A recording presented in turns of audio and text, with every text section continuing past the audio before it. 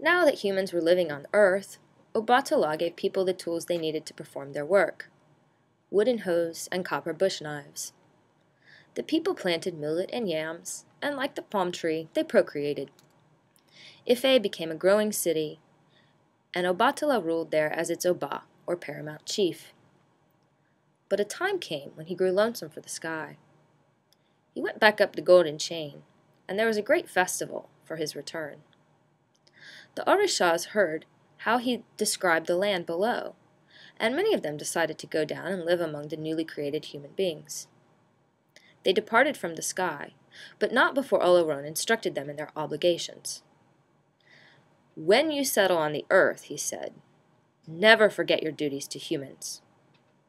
Whenever you are supplicated for help, listen to what is being asked of you. You are the protectors of the human race. Obatala, who first descended the chain and dried up the waters, he is my deputy in earthly affairs. But each of you will have a special responsibility to fulfill below." As for Obatala, he rested in the sky for some time. After that, whenever he wanted to know how things were going at Ife, he went back for a visit. The city of Ife lived on. But Olokun, the Orisha of the sea on whose domain land had been created, was angry and humiliated. And so, one time, when Obatala was resting in the sky, Olokun decided to destroy the land and replace it again with water. She sent great waves rushing around the shores, flooding everything, causing marshes to reappear on every side. She inundated the fields where humans were growing their crops and drowned many of the people of Ife. All that Obatala had created was disappearing, and mankind was suffering. The people called for help from Obatala, but he did not hear them. So they went to the Orisha Eshu, who now lived on earth, and begged him to carry to Obatala word of the disaster that was overwhelming them.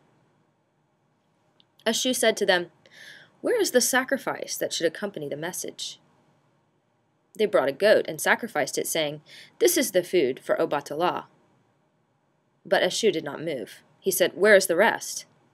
The people said, "We do not understand you. Have we not brought a sacrifice for Obatala?" Eshu answered, "You asked me to make a great journey.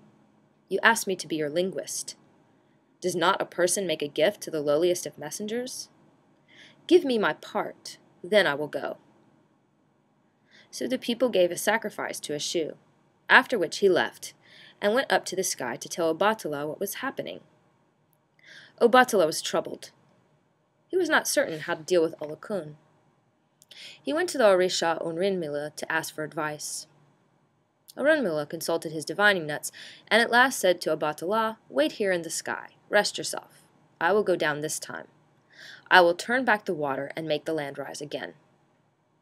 So it was Orunmila instead of Obatala who went down to Ife. As Orunmila was the oldest son of Olokun, he had the knowledge of medicine, and he had many other powers as well. He used his powers in Ife, causing Olokun's waves to weaken and the marshes to dry up.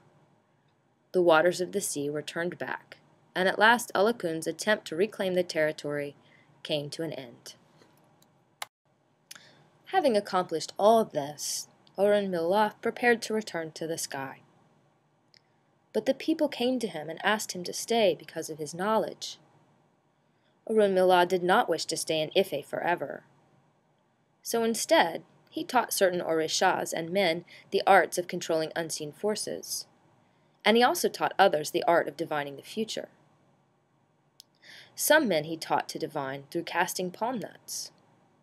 Others he taught to foretell the future by casting cowrie shells or sand or chains. Afterwards, Orunmila went back to the sky, and like Obatala, he frequently made visits to Earth to see how things were going.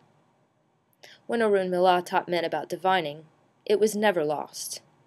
It was passed on by one generation of Babaluos, or diviners, to another.